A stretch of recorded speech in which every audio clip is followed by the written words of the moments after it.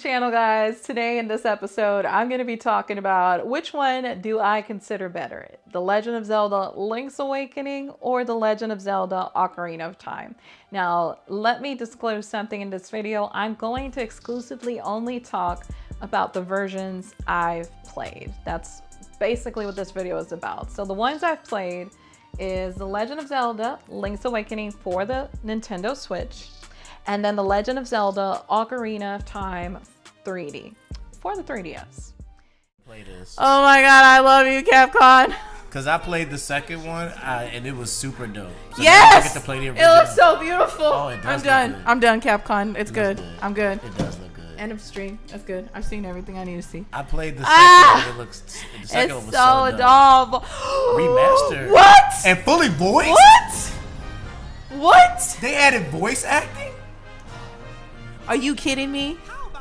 Ah! Chill! What? They added voice acting? Yeah, you can play online. So if you don't have, let's say you just live solo and you have friends online. So you have an online option, but you also have your local multiplayer option as well. And that's pretty much how we've played, where each character gets their own cabin. They can settle in whichever part of the farm they see fit. And pretty much they can take their own path as well, because they also have the option to upgrade their cabin. They have the option to marry someone, and the really cool thing is they have the option to marry another player. Yeah, I thought that was really cool, because a lot of games would have overlooked something like that, but they do give you an option to marry other player characters, and you could have children together and all this stuff. So it's really cool. Like, even the whole marriage thing is a side quest of it.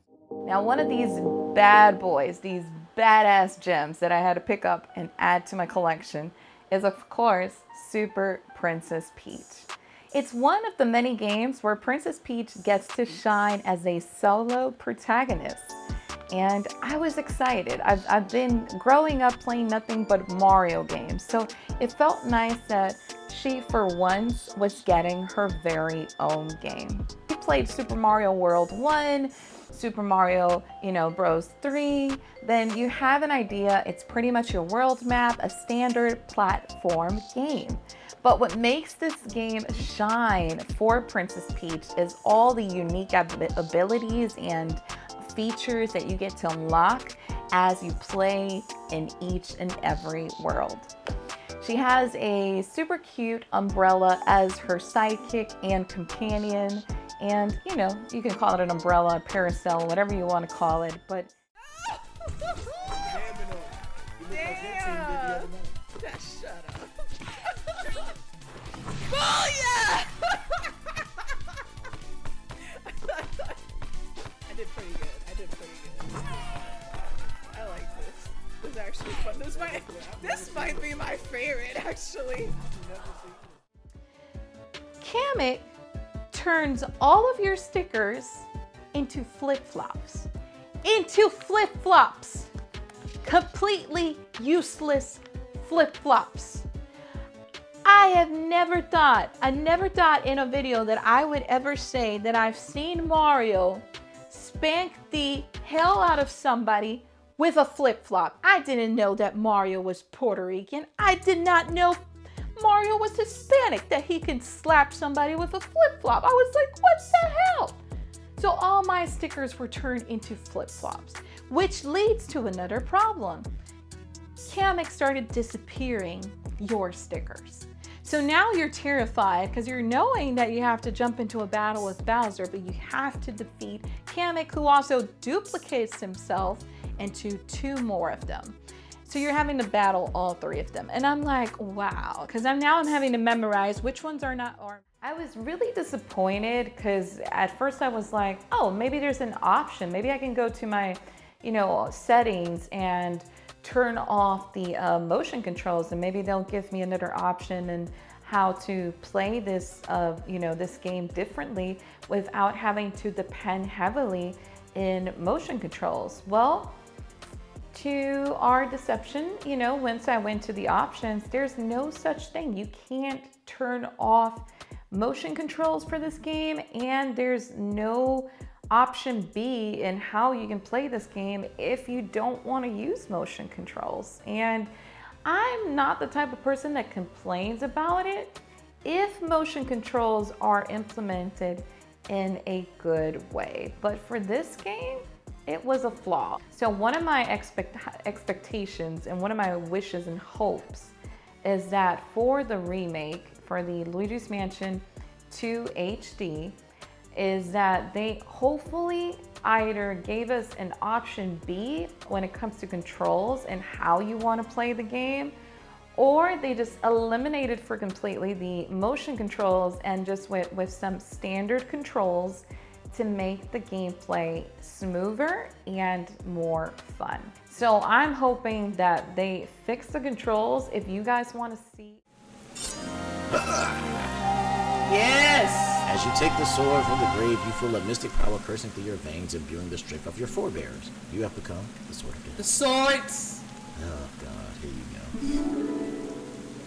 go. Ta-da! We finally have our Sword of Ditto. Our surroundings might give it away, but the last one didn't go so well. Still means it'll be hard for you to do worse.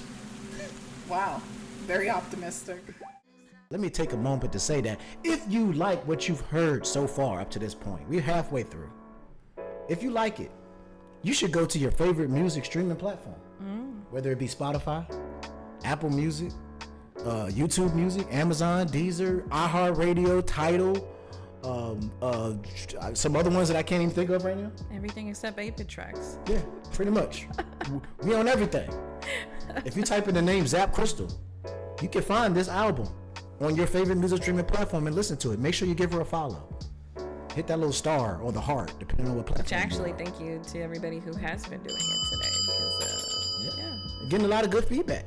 Yeah. And I really appreciate everybody who's taking the time to check it out. All right, y'all. Let's keep this thing moving. Oh, here we go. Ooh. Here we go. Ooh. Now this one is, I'm gonna let you talk about it first, but I gotta talk about this one too, because this one is special. You want to start? Or? I'll start it off. Yeah, go ahead. This is number 9. Mom and having kids, it definitely helped me reminisce about a lot of struggles that not only the family goes through overall, but also the children goes through when coming to a new place. You know, moving, just the fact of moving can be stressful for minors. And especially if you're from a different culture, a different country, a different place. So I found myself reminiscing about a lot of struggles that my son has gone through of wanting to fit in, you know, peer pressure, trying to change his self-identity to fit in a mold, you know, when coming to the point of having an identity crisis, and how one can help as a parent to remind them how to stay true to their own roots and to remember where they come from and be proud from where they're from. So Vemba does a beautiful job explaining this as well. It's one for Fantasy Life. And of course, more careers and lives that we're not aware of. I'm not gonna spoil it in this video, but as you play the game, you can unlock these as well. Another thing that I found really interesting about Fantasy Life, The Girl Who Steals Time, is that you're going to find objects throughout the island that might have belonged once to a human being. They're possessed, and you might need to do some things and later on discover some secrets, which I found super intriguing. And I know it's one of those things that I'm just gonna barge right into it to find out what it's all about.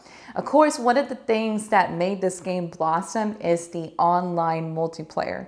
So knowing that we have this option to be able to play with other Fantasy Life fanatics, hardcore gamers that love this game and can share the journey with you is something that I'm really looking forward to. So of course, you know that I'm going to find an excuse to be able to play with this with someone, which I already got, you know, ready here in my home, family members, friends, you name it. It's gonna be fun. So online multiplayer is going to be an option. You don't have to play solo. You got the option to play with your friends. And I can go on, and just the fact that it's also giving me Animal Crossing vibes, where Not simply you can get to. When you add up all those things, I started not liking at all, to the point that even like when you completed battles, they have dialogues and it's really cute. But you can't press continue until they literally are done with their entire dialogue. Like there is no skipping option at all. And I was like, wow, they just really thought of every single thing and how to make it complicated or just strenuous enough that I'm like, I can't do this anymore. I literally stopped playing this game and I was so disappointed because every time we get a One Piece game, they just never seem to nail it. It's just never great. It's so disappointing that I just started crying and crying and crying. I was so upset, so angry, so mad, and till this day, I cannot bring myself to play this game.